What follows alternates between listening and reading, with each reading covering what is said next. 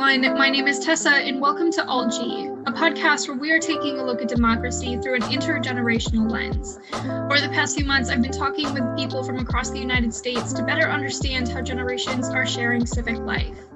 Now, the notions of belonging and intimidation in democracy are not new, though we may not have always used these exact words for it. Since the beginning of the United States, we have been defining and redefining what it means to belong, by who we allow to vote, to own land, to decide where resources go. Essentially, we've been having this debate for centuries. So it shouldn't come as a surprise that throughout my interviews, these ideas surfaced again. In the modern era, you can see this in everyday moments, like in who we see running for office, in which people we choose to talk to about important issues, or even in the ways in which we talk to one another. A great example of this is what has now become a common response that we hear in political debates. It usually goes like this: go back to where you came from, or if you don't like it, you can leave. Essentially telling a person or group of people that their ideas do not belong and neither do they. When we talk about belonging, what we're really talking about is that deep sense of connection to the people and land where you live. The type of connection that leads you to believe that you should, can, and even ought to change what you see in your community. Today we'll be exploring where that comes from. We'll be talking to two individuals from very different backgrounds to better learn what it means to them to belong and how they found their voice in democratic life. My first guest is Liz Morrison, a young mother and student who only recently began her first step into community organizing. Like many Gen Xers and millennials, she experienced the dramatic shifts that happened to how we belong in democracy as a result of the invention of the internet and social media.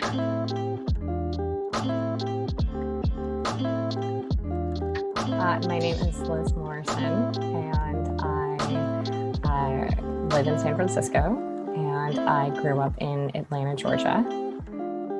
So I grew up in a very conservative, evangelical environment, evangelical Christian, that is. So my upbringing, that's my background. I worked in clean tech entrepreneurship for the past 5 years. Well, Liz, it is wonderful having you here today to share a little bit about your experience with civic life. I have come to learn that everyone has a very different experience when they are being introduced to democracy or civic life. Do you want to maybe start by sharing a little bit about how that was for you? There isn't much on that where I go to school. So I would say that the only way that civic engagement, democracy, founding of America even comes into play in education in the public school system that I grew up in was like a really short class for part of the year in, I want to say like 7th grade. Or maybe even freshman year of high school. We had like an American government class our freshman year that basically just did like a brief scan of early American history, like the foundation of history, and like nothing to do with civic engagement, nothing at all. So there's zero of that in public school. So yeah, we studied the Civil War and the Confederacy more than we studied any other part of the United States history.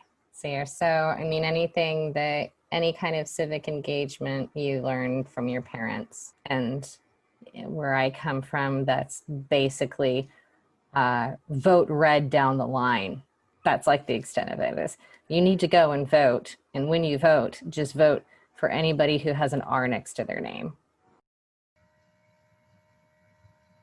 Wow, yeah, you highlight something that I think is so crucial to remember.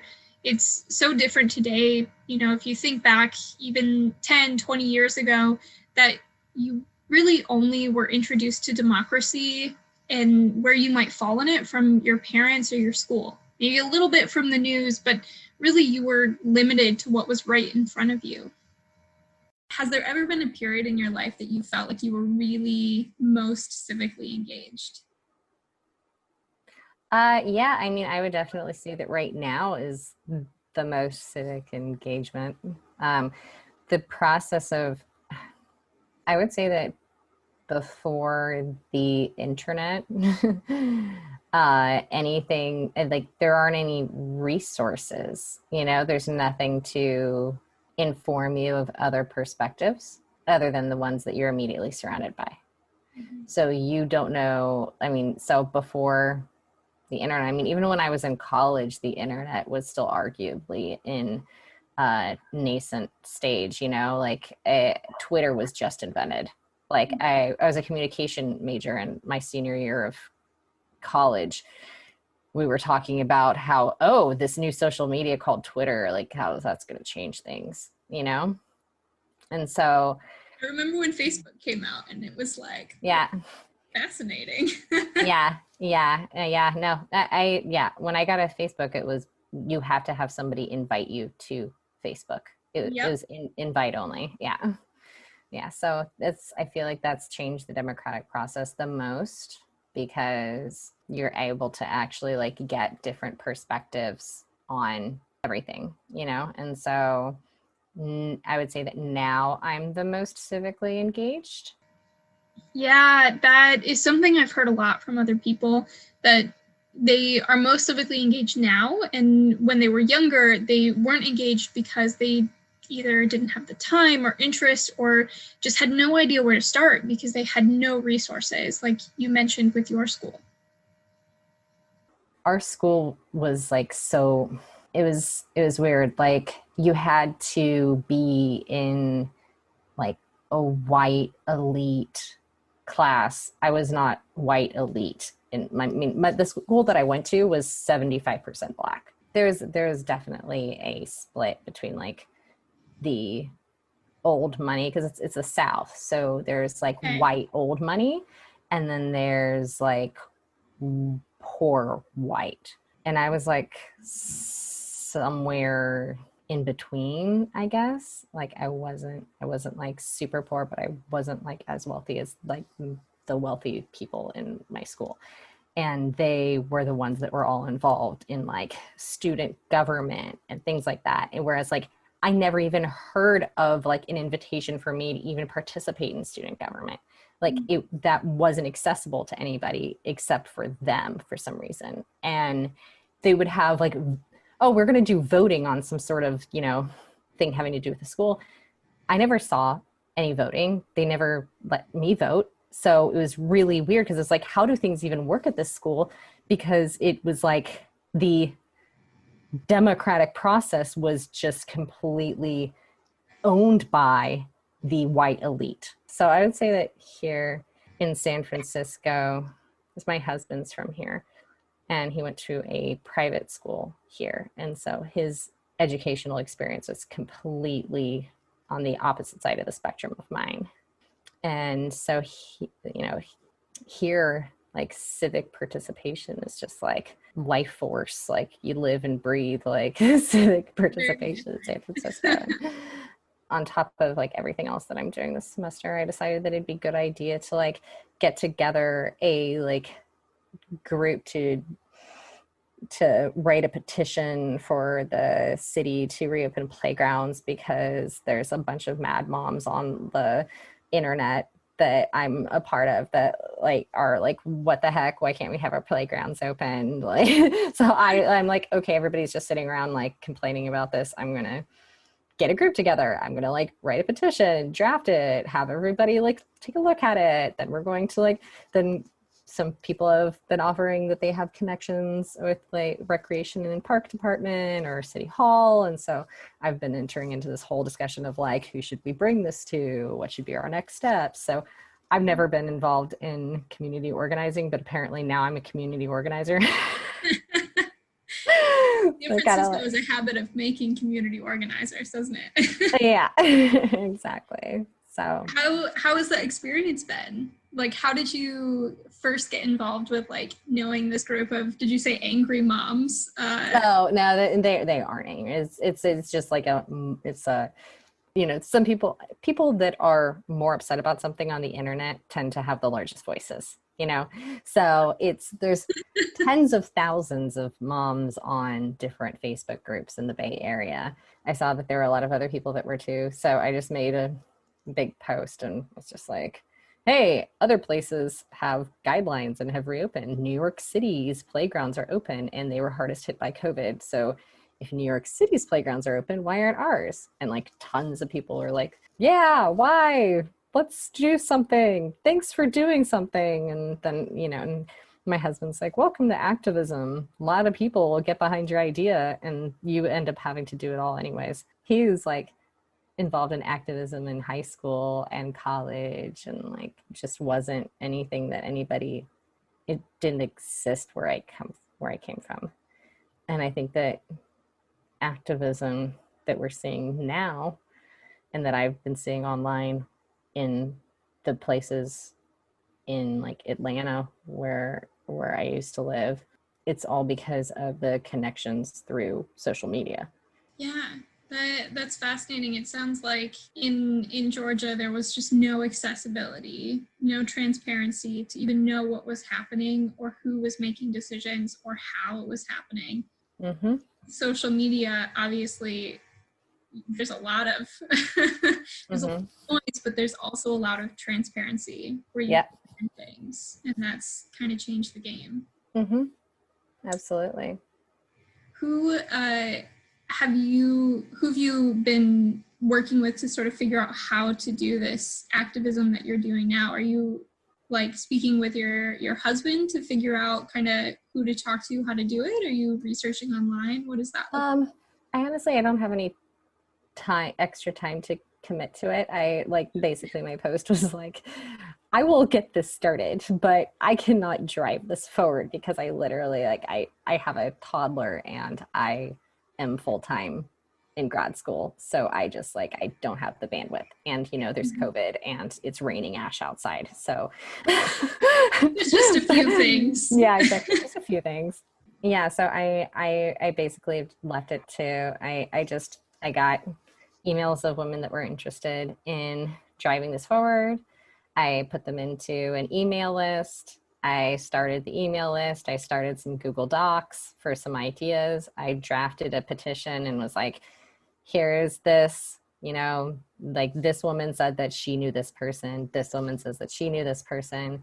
So however you guys give me input on the doc, who you think that this needs to go to, what you think would be the best, because it's tapping into the collective knowledge, so I don't have to look up and research all that stuff myself, because I am now surrounded by so many people that it's the brain trust, and that's what's so awesome about groups, these Facebook groups, is that it allows you to tap into collective brain trusts and utilize everybody's talents and knowledge and background, and again, that was something that was completely, there was not that resource at all when I lived in Georgia.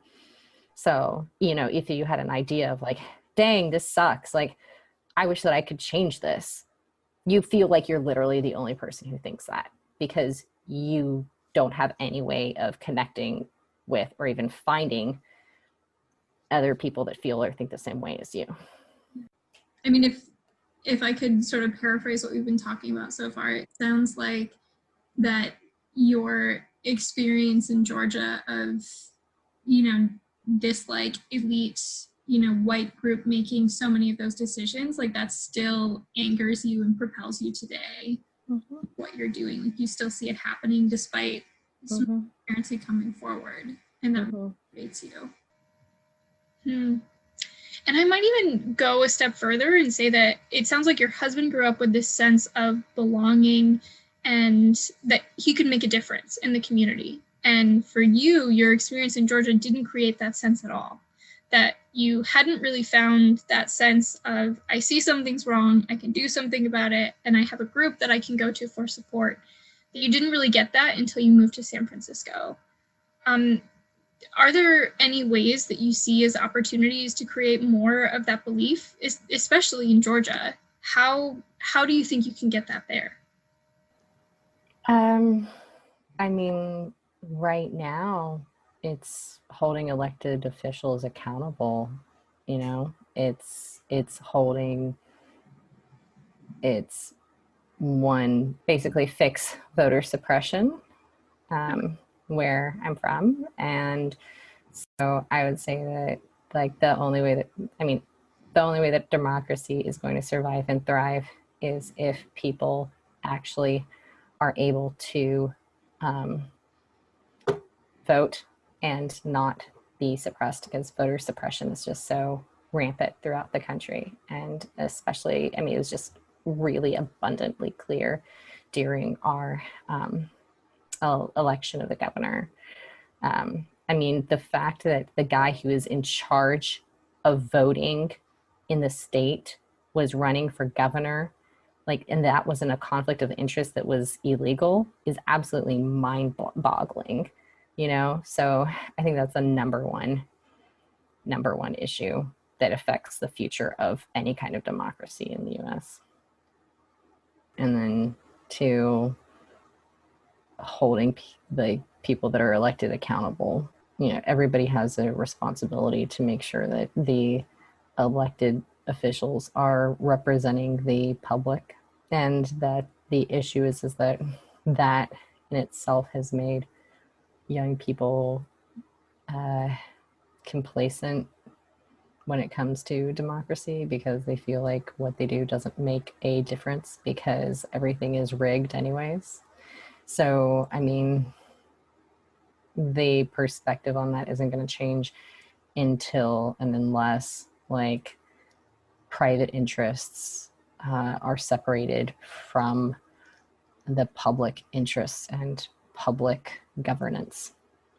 You know, so like separating those two and demanding that those get separated is like the number one thing that is in the best interest for our democracy that citizens need to be working towards. Do you see any barriers to that right now, being able to sort of hold our elected officials accountable? You mentioned money. That's a good one. Yeah, special interests. Any other ones that you see as sort of barriers to that? Obviously, voter suppression. There's a second. Yeah, I mean, I think that it really comes down to where the money is and where it's flowing, because you know people aren't going to get it's disinformation campaigns. Money is funneling right into disinformation online where people don't know what to get upset about. You know, people are using hashtag like save our children and not realizing it's like part of like this ridiculous conspiracy theory, you know, like they don't even know what they're even like ingesting anymore. So, you know, even though the internet like years ago was a place to be able to like connect people and provide information, now there's just so much disinformation that is, people don't even know what to believe or what to act on, because every kind of truth is relative now. You know, there's no hard truth, it's all relative. So that is the number one barrier, I would say, disinformation. Yeah, wow, Liz, I think you really brought us back full circle, recognizing that ebb and flow, that at first social media and the internet brought us a little bit closer together and allowed us to connect beyond geographical location. And now it's taken off, and there are so many platforms and there's so much information that we're no longer connected. We've gone back into these silos, either by, you know, which platform we are on, what algorithms are being put in place to show us different types of information, our age categories, everything. And those funnels of information, you know, once you try to dig outside of them, there's so much, and it's so hard to tell what's real and what's just a hashtag that's been shared a million times over. And I think that's an important distinction to make when we're looking back at the evolution. the internet and how it's changed our sense of connection to each other and that sense of belonging that we can create around issues or locations or other aspects of politics.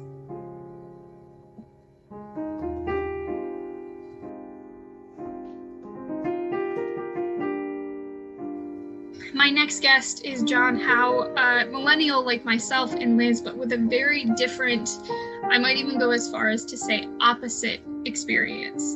John was born and raised around the state capital culture of Sacramento, California, and this upbringing has instilled in him a passion for policy and a certain belief that the purpose of democracy is to improve the lives of everyone in society.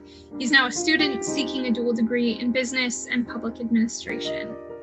Welcome, John. Why don't you share a little bit about yourself? My name is John Howe. I am from Sacramento, California. I grew up around Capitol politics and was just seeing that all around me as a kid. I went to the University of Washington in Seattle where I studied political science. And that, once again, kept kind of honing in on my political just mind and junkiness and affiliation. I'm constantly reading the news and constantly learning about anything politics. Just to me, it's so interesting. Some people like reality TV. I like politics. You know, to me, that is like the fun of it. And I think it's also something really beautiful about it, the change that it can, make, and the involvement from communities and activists. So growing up in Sacramento, right, it sounds like you were introduced at a young age to the idea of politics. What is your earliest memory of sort of coming into this? That's interesting. So both my parents worked at the Capitol. My mom was a chief of staff throughout her career, and then my dad ran campaigns. He got a congressman elected here and was a chief of staff in the United States Congress, and then came back here, worked in the Capitol, and once he kind of reached old age, eventually became a lobbyist. But as a kid, both my parents were working. I remember growing up in the Capitol. One of my memories is actually I can hear my mom's heels walking down like the marble floor of the hallways of the Capitol. And I just was there all the time. I remember I was friends with all her, like coworkers and staff and, members and assembly members and staff. So it was a very big community that I was just kind of like, to me, that's what it was. And it was like, yeah, people my parents worked with, but they were also like all their best friends. The Sacramento community around the Capitol is, I think, very interesting and very prominent. And there's a lot of really amazing people in it. So that was some of my first memories, just kind of being a kid running around the Capitol. I remember like going up to the dome of the Capitol and like getting all these cool things that I thought was special because my parents worked there, but I think anyone could do it. How would you describe, if you could maybe pick just a couple of characteristics, community?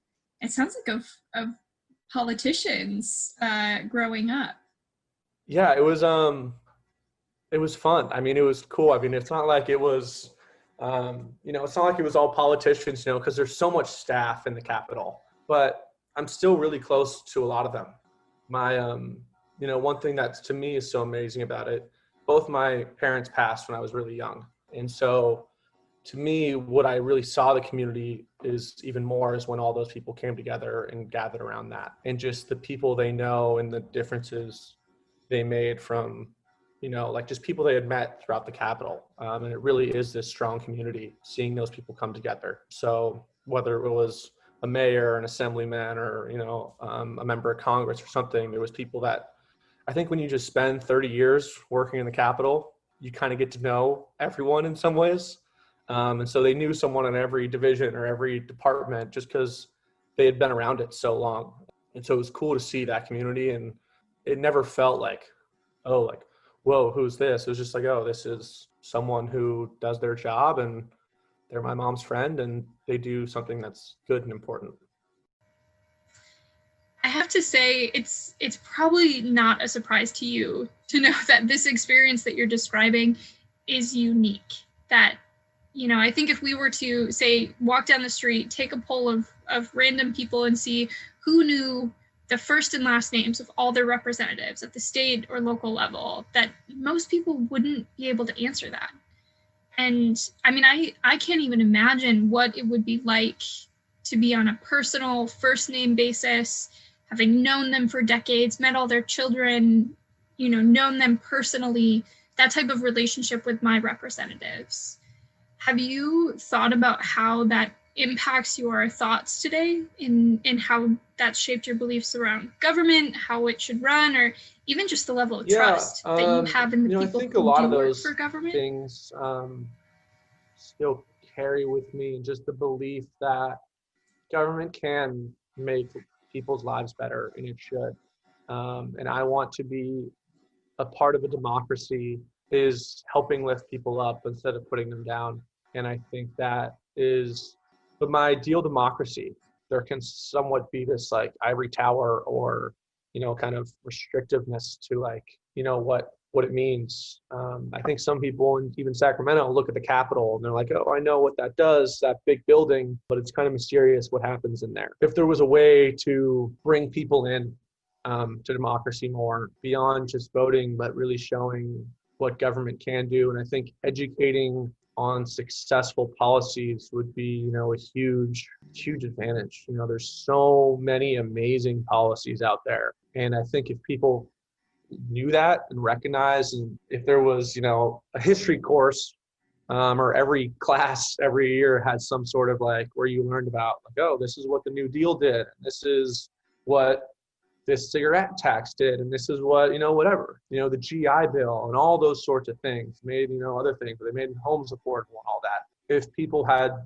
just some examples of what government did, effect it had, I think there's an extreme power in just experiencing what I experienced as a child and talking about government and policy and elections and all those things. As a great example, I remember every year before school during an election, going with my parents and watching them vote. It was in like, our neighbor's garage down the street.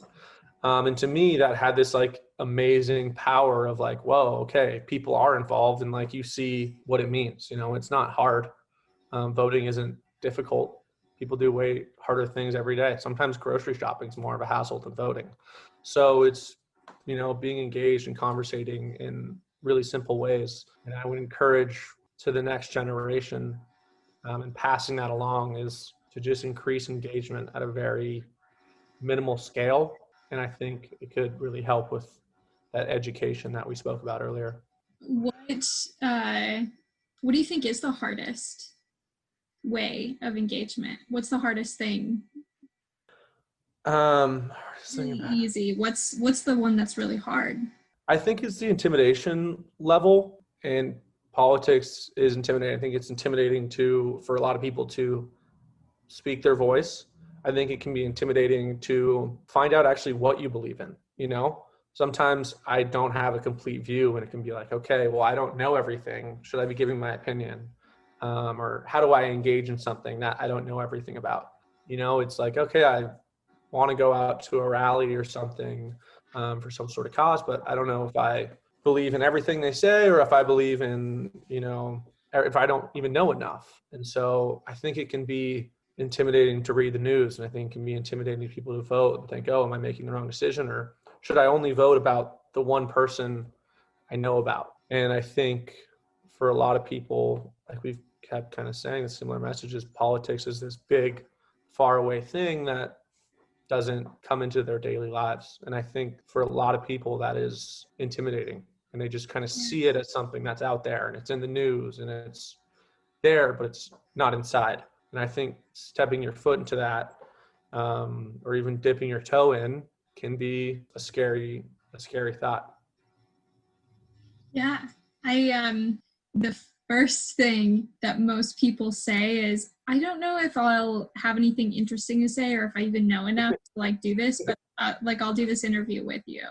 Mm-hmm. And they express some kind of like, just so you know, I don't know what's happening, that kind of thing. And you've shared something today that I think is pretty profound, that you've recognized that you you clearly have a strong sense of belonging to politics, that you feel accepted and that you belong in this conversation. And I don't think that exists for most people. And it's amazing that you've recognized that.